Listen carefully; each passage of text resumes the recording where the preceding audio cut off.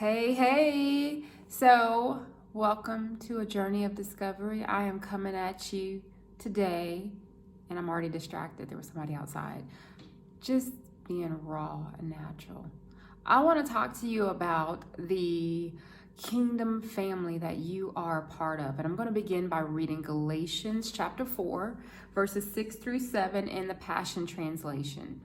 It reads, "And so that we would know for sure that we are his true children, God released the Spirit of Sonship into our hearts, moving us to cry out intimately, 'My Father, you're our true Father.' Now we're no longer living like slaves under the law, but we enjoy being God's very own sons and daughters. And because we are his, we can access everything our Father has, for we are heirs of God through Jesus, the Messiah." Woo! This is a weighty word, and obviously I'm not going to be able to go into great depth about it because it is meaty. But what I wanted to talk to you about is we are sons and daughters of the Most High. We are heirs into this kingdom family. When we are adopted, we become heirs of the kingdom. This is our inheritance. And I learned so much about what it means to be a daughter through my own daughter's life. Now, I mentioned in the last video that I never met my father, so I never knew what a father-daughter relationship looked like.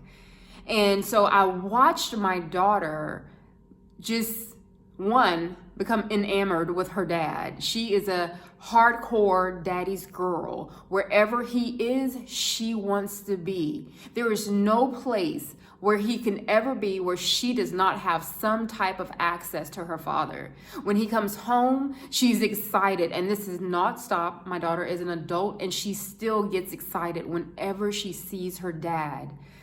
When she was a teenager in high school, I remember her being in her bedroom, hearing my husband pull up in the driveway, and then all of a sudden, boom, boom, boom, boom, boom. This is the sound of her feet running from her room down the stairs to greet her dad at the door. She wanted relationship. She wanted to be wherever he is. And even as an adult, now that there's another continent in between us, she still has access to her father. Whenever she's in need, whether finances, whether she needs to know how to do something, or even just to be loved, she knows how to pick up that phone and call her dad. I feel like so many times we forget that we are sons and daughters. We are heirs to the kingdom. This is our inheritance. We have full access to our Father. But so many times we behave as slaves, right? He said, "I no longer call you slaves, but I call you sons." And we know you can identify when someone is living as a slave, because a slave doesn't know that he has rights. A slave doesn't know he has access. A slave wishes and hopes. Daughters and sons know that if they pray according to the Father's will, we will have the very thing we ask. Daughters and sons know that when we pray, our Father hears us. Daughters and sons know that no matter what we are going through, we are never alone. We pray prayers from this place of being a slave. "Oh Lord, will you please give me this? Oh Lord, will you please give me that? Oh Lord, please bless me in this area." He's already called us blessed. He's already given us everything that we need for righteous living. So today, I want to just reinforce how to live from a place of identity and not downgrade our position of privilege. We are sons and daughters of the Most High. Our words, our actions, our emotions should all stem from this place of being his daughter and not being a slave. We don't have to beg the Father for anything. We simply remember that we have access.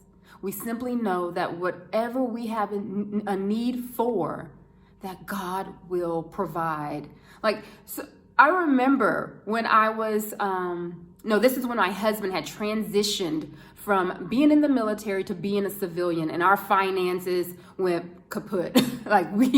We were living from paycheck to paycheck. And one day I remember thinking that we were going to cancel Christmas because we just did not have the finances.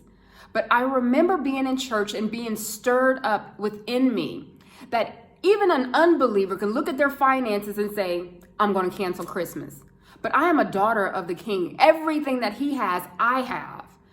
And so I begin to stir up this faith. And I say, you know what, Father, I am not going to cancel Christmas. I am going to trust that you will provide for us. Because one, I know that the reason for me wanting to have Christmas was, one, I love to bless my patients.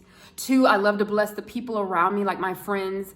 And three, our church, they usually promoted, or I don't want to say promoted, but every Christmas, they decided to adopt a low-income family. The Christmas before, we participated in that. This Christmas, when our finances were kaput, I still wanted to do it. And you know what? The Lord provided. I will never forget that time that God, Jehovah Jireh, became so real to me that whenever there's a lack, I now pull from that experience and remember that I am a daughter and that he loves to take care of his children. So today, I want you to remember that you are a son and a daughter of the Most High. Don't ever downgrade your position of privilege, because in that place, there's lack. But in our identity, as we stand in our inheritance, there is abundance.